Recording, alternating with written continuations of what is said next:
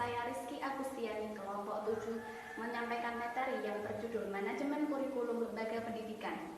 Di dalam makalah kami terdapat 3 rumusan masalah, yaitu pengertian manajemen kurikulum, ruang lingkup dan komponen-komponen manajemen kurikulum, prinsip dan fungsi manajemen kurikulum, serta pengembangan kurikulum.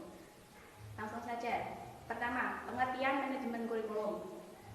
Manajemen kurikulum adalah suatu sistem pengelolaan kurikulum yang kooperatif, komprehensif, sistematik dalam rangka mewujudkan ketercapaian tujuan kurikulum. Dalam pelaksanaannya kurikulum, manajemen kurikulum harus dikembangkan sesuai dengan konteks manajemen berbasis sekolah atau dikenal dengan istilah MBS dan kurikulum tingkat satuan pendidikan atau dikenal dengan istilah KTSP. Oleh karena itu, otonomi yang diberikan pada lembaga pendidikan atau sekolah dalam mengelola kurikulum secara mandiri dengan memprioritaskan kebutuhan dan ketercapaian sasaran visi dan misi lembaga pendidikan atau sekolah, tidak mengabaikan kebijakan nasional yang telah ditetapkan. Hubungan sekolah dengan masyarakat perlu dikelola secara produktif agar masyarakat merasa memiliki sekolah, sehingga terbentuk sinergi antara sekolah dengan masyarakat untuk mewujudkan program-program sekolah. Adapun kegiatan manajemen kurikulum diantaranya adalah A. Perencanaan kurikulum. Dalam perencanaan kurikulum, minimal ada 5 hal yang mempengaruhi perencanaan dan pembuatan keputusan, yaitu filosofis, materi, manajemen pembelajaran, pelatihan guru, dan sistem pembelajaran. B. Pelaksanaan kurikulum. Dalam kaitan pembelajaran, semua konsep, prinsip, nilai, pengetahuan, metode, alat dan kemampuan guru diuji dalam bentuk pembuatan yang akan mewujudkan bentuk kurikulum yang nyata. Oleh karena itu, guru adalah kunci pemegang pelaksanaan dan keberhasilan kurikulum. C. Evaluasi kurikulum. Evaluasi kurikulum yang lebih efektif bersifat komprehensif yang di dalamnya meliputi pengukuran. Ruang lingkup dan komponen-komponen manajemen kurikulum.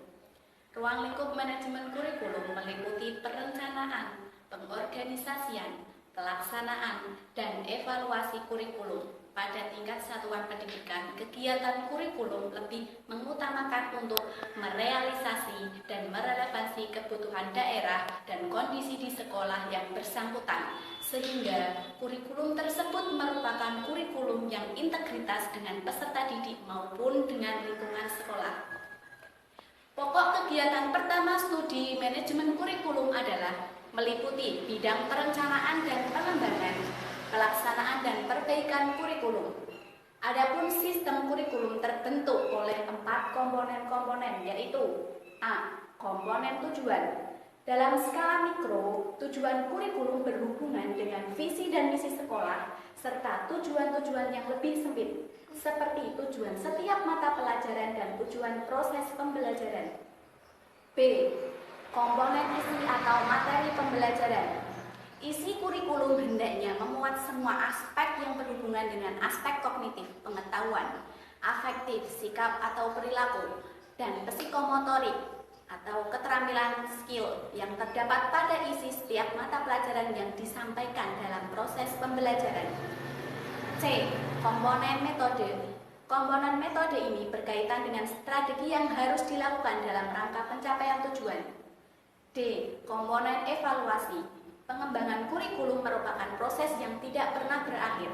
Proses tersebut meliputi perencanaan, implementasi, dan evaluasi.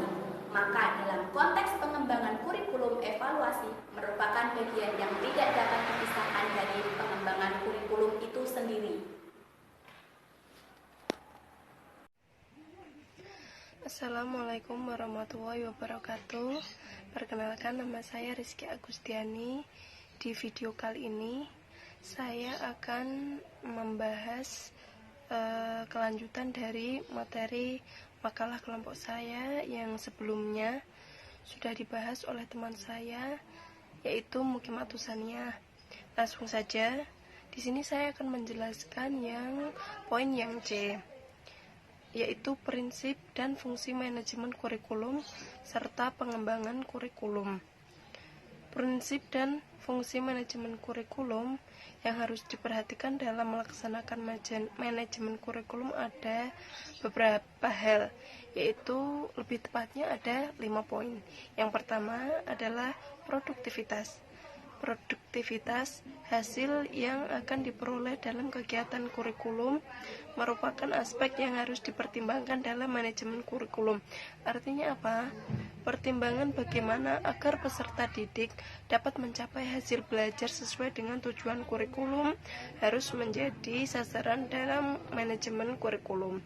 Yang kedua adalah demokratisasi. Demokratisasi adalah pelaksanaan manajemen kurikulum harus berdasarkan atau berasaskan pada demokrasi yang menempatkan pengelola, pelaksana dan subjek peserta didik pada posisi yang seharusnya dalam melaksanakan tugas dengan penuh tanggung jawab untuk mencapai tujuan kurikulum. Artinya ini adalah sesuai dengan haknya masing-masing, sesuai dengan porsinya masing-masing agar pengelola, pelaksana, dan subjek peserta didik dapat menjalankan tugasnya dengan baik. Yang ketiga adalah kooperatif. Kooperatif di sini adalah bekerja sama untuk memperoleh hasil yang diharapkan dalam kegiatan manajemen kurikulum. Perlu adanya kerjasama yang positif dari pihak pengelola, pelaksana, dan subjek peserta didik. Dan yang keempat adalah efektivitas dan efisiensi.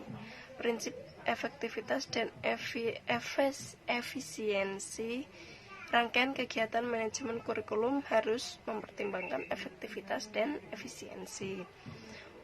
Untuk apa? Untuk mencapai tujuan kurikulum, sehingga kegiatan manajemen kurikulum tersebut memberikan hasil yang berguna dengan biaya, tenaga, dan waktu yang relatif singkat. Dan yang kelima adalah mengarahkan visi, misi, dan tujuan. Mengarahkan visi, misi, dan tujuan yang ditetapkan dalam kurikulum.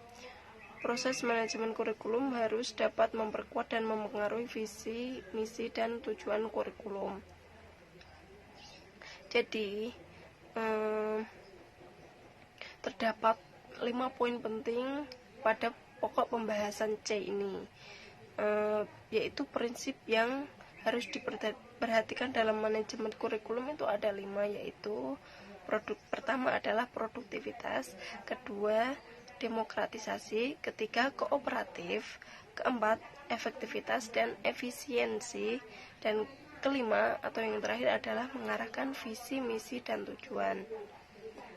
Sekian video dari kelompok saya, lebih dan kurangnya mohon dimaafkan. Wassalamualaikum warahmatullahi wabarakatuh.